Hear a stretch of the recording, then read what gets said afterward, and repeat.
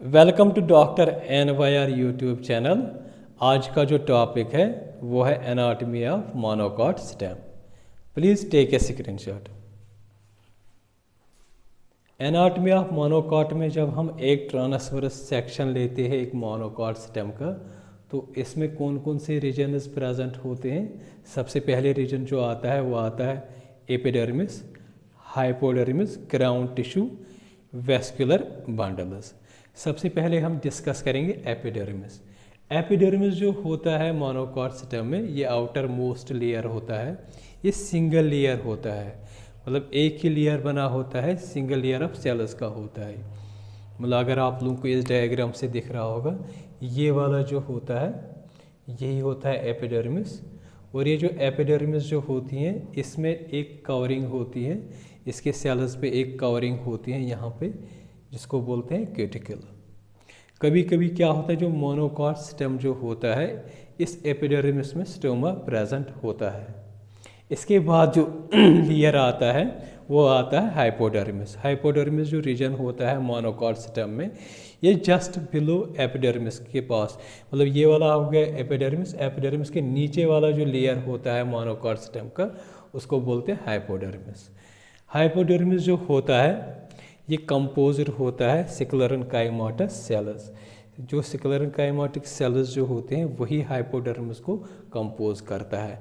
अगर हम dicot stem में, हमने लास्ट वीडियो में पढ़ा है, जो डाइकॉट स्टेम में ये जो हाइपोडर्मिस होता है वो बना होता है वहाँ पे कोलेनकाइमा सेल्स का, लेकिन यहाँ पे जो हाइपोडर्मिस होता है मोनोकॉट स्टेम का, ये बना होता है स्क्लेरेन्काइमा सेल्स। इस स्क्लेरेन्काइमा सेल्स की वजह से क्या होता है, जो हाइपोडर्मिस जो होता है इसका फंक्शन होता है, ये सपोर्ट करता है एक स्टेम को, मैकेनिकल सपोर्ट करता है स्टेम को। इसके बाद क्या आता है, हाइपोडर्मिस के बाद ग्राउंड टिश्यू। ग्राउंड टिश्यू क्या होता है, अगर हम एक स्ट्रक्चर देखेंगे, ये जो बीच वाला जो होता है ये हो गया वेस्कुलर टिश्यू, जिसको मैं शॉर्ट में लिखूँगा VT। ये वाला हो गया एपिडर्मल टिश्यू। ये जो एपिडर्मल टिश्यू और वेस्कुलर टिश्यू के बीच में जो टिश्यू आता है उसको बोलते हैं ग्राउंड टिश्यू। ये जो ग्राउंड टिश्यू जो होता है इसमें मोनोकॉट स्टेम में, ये क्या होता है, जैसे हम डाइकॉट स्टेम का देखते हैं वहाँ पे वो वेल डेवलप्ड होता है, लेकिन यहाँ पे जो होता है ये ग्राउंड टिश्यू जो होता है ये वेल डेवलप्ड नहीं होता है। डाइकॉट स्टेम में क्या होता है, जो ये जो ग्राउंड टिश्यू था ये डिफरेंट रीजन्स में मतलब डेवलप्ड होता है। फॉर एग्जांपल कॉर्टिकल लेयर्स या जनरल कॉर्टेक्स में, एंडोडर्मिस या पेरिसाइकल में, या पिथ रेज। तो इस तरीके से जो डाइकॉट स्टेम था वो ऐसे रीजन्स में होता था ये ग्राउंड टिश्यू।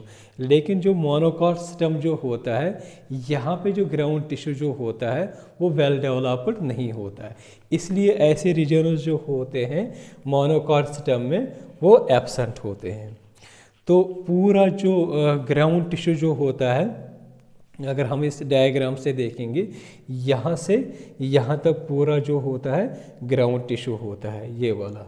तो ये कंप्राइज करता है हाइपोडर्मिस के नीचे जो लेयर आता है, जो रीजन्स आते हैं वो कंप्राइज करता है इस ग्राउंड टिश्यू को। जो ग्राउंड टिश्यू जो होता है ये बना होता है पैरेन्काइमोटिक सेल्स का। इसके बाद जो रीजन जो आता है या जोन आता है मोनोकॉट स्टेम में, वो होता है वेस्कुलर बंडल्स। वेस्कुलर बंडल्स जो बने होते हैं यहाँ पे, वो बने होते हैं जाइलम एंड फ्लोएम।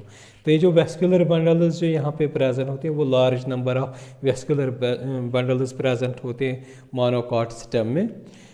और ये क्या, जैसे हमने पढ़ा था लास्ट वीडियो में, जो डाइकॉट स्टेम जो होता है वहाँ पे वेस्कुलर बंडल्स जो होते हैं वो प्रेजेंट होते हैं in the form of ring structure में वो प्रेजेंट होते हैं। लेकिन डाइकॉट जो होता है, डाइकॉट मोनोकॉट स्टेम में जो क्या होता है, जो वेस्कुलर बंडल्स जो होते हैं वो प्रेजेंट नहीं होते हैं एक रिंग स्ट्रक्चर में। इसलिए जो वेस्कुलर बंडल्स जो होते हैं वो ऐसे ही स्कैटर्ड होते हैं पूरे ग्राउंड टिश्यू में। मतलब ये हो गया पूरा ग्राउंड टिश्यू, इसी में मतलब पड़े रहते हैं ये जो वेस्कुलर बंडल्स होते हैं इसी में पड़े होते हैं, क्योंकि यहाँ पे क्या होता है डिफरेंट रीजन्स जो होते हैं वो प्रेजेंट नहीं होता है, ये ग्राउंड टिश्यू वेल डेवलप्ड नहीं होता है, इसलिए वेस्कुलर बंडल्स जो होते हैं पूरे वेस्कुलर बंडल्स इसी ग्राउंड टिश्यू में प्रेजेंट होते हैं।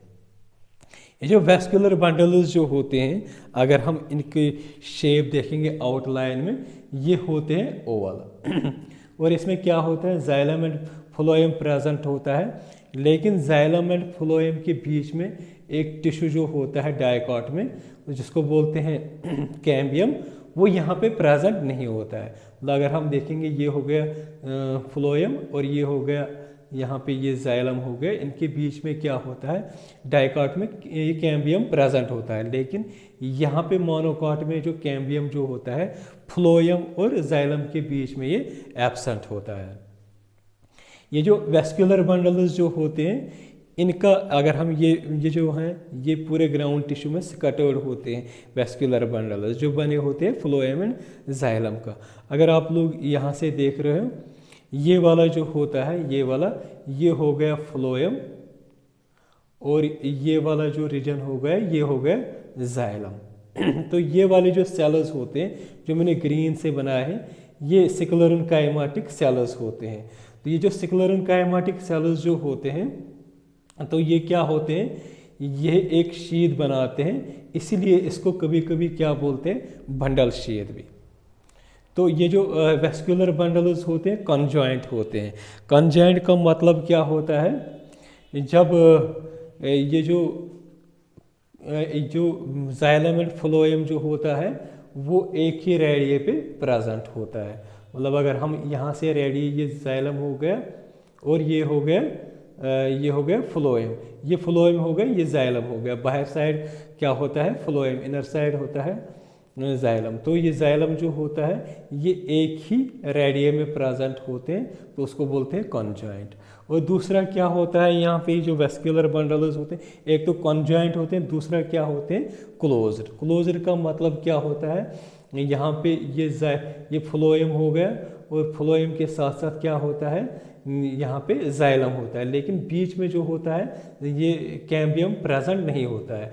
जब बीच में किसी वेस्कुलर बंडल में कैम्बियम नहीं प्रेजेंट होता है उस टाइप के वेस्कुलर बंडल्स को बोलते हैं क्लोज्ड, क्योंकि यहाँ पे क्या होता है यहाँ पे सेकेंडरी ग्रोथ नहीं होता है, इसलिए ये क्लोज्ड वेस्कुलर बंडल्स होते हैं। अगर हम डाइकॉट सिस्टम में देखेंगे यहाँ पे क्या होता है इन वेस्कुलर जाइलम एंड फ्लोएम के बीच में क्या होता है कैम्बियम टिश्यू होता है, तो वहीं से सेकेंडरी ग्रोथ की ऑरिजिनेशन होती है।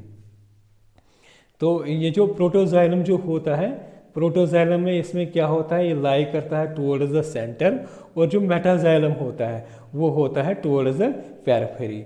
तो इस कंडीशन को क्या बोलते हैं एंडार्क। जब प्रोटोजाइलम सेंटर में होगा और मेटाजाइलम जो होता है ये टुवर्ड्स द पेरिफेरी होते हैं, उस कंडीशन को बोलते हैं एंडार्क। तो ये जो डाइकॉट सिस्टम जो होता है इसमें एक कैरेक्टरिस्टिक फीचर होता है। इसमें क्या होता है ये जो वेस्कुलर बंडल्स जो होते हैं इनमें क्या होता है इसमें वाटर कैविटीज होते हैं। ये जो वेस्कुलर बंडल्स होते हैं इनमें वाटर कैविटीज होते हैं जो कैरेक्टरिस्टिक फीचर होते हैं एक मोनोकॉट सिस्टम के। अगर हम इस डायग्राम से देखेंगे ये हो गया क्यूटिकल, ये एपिडर्मिस हो गया, ये हाइपोडर्मिस हो गया। ये वाला रीजन जो होता है ग्राउंड टिश्यू होता है और ये वाले जो होते हैं सिकुलरन काइमाटिक सेल्स होते हैं जो शीट बनाते हैं इस वेस्कुलर बंडल के आगे। ये हो गया फ्लोएम और ये हो गया जाइलम। तो इस तरीके से जो वेस्कुलर बंडल एक यहाँ पे ये पूरे स्कैटर्ड होते हैं इसी ग्राउंड टिश्यू में। ये फ्लोएम मैंने यहाँ पे दिखाया, ये मेटाजाइलम हो गया, ये प्रोटोजाइलम हो गया। तो ये हो गया ये जो सिकुलर काइमाटिक सेल्स जो होते हैं यही फॉर्म करते हैं एक बंडल शीट। तो इसलिए इसको कभी कभी क्या बोलते हैं बंडल शीट भी कभी कभी इस वेस्कुलर बंडल्स को बोलते हैं। अगर आप लोगों को हमारा ये वीडियो अच्छा लगा होगा प्लीज़ इस चैनल को सब्सक्राइब कर दीजिएगा, वीडियो को लाइक एंड शेयर कर दीजिएगा। Thank you very much.